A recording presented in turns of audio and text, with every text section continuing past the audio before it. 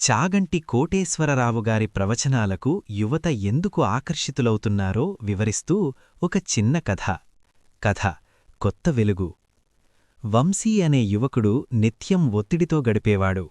ఒకరోజు పొరపాటున యూట్యూబ్లో చాగంటివారి ప్రవచనం విన్నాడు. అందులో ఆయన, నీ సంపాదన నీ అవసరాలను తీర్చాలి, కానీ నీ ప్రశాంతతను కాజేయకూడదు అని చెబుతున్నారు.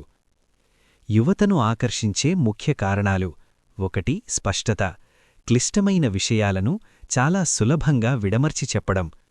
2. అన్వయం, పురాణగాథలను నేటి ఆధునిక జీవనశైలికి ముడిపెట్టడం. 3. వ్యక్తిత్వ వికాసం, క్రమశిక్షణ, నైతికత, విలువలను గుర్తుచేయడం. చాగంటివారి ప్రవచనాలు యువతకు కేవలం ఆధ్యాత్మిక బోధనలు మాత్రమే కాదు, అవి ఒక మానసిక మార్గదర్శకాలు. గందరగోళంలో ఉన్న మనస్సుకి ఆయన మాటలు ఒక దిక్సూచిలా పనిచేస్తాయి.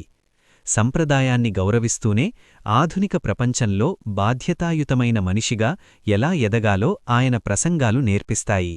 అందుకే నేటి తరం ఆయన మాటల్లో తమను తాము వెతుక్కుంటోంది.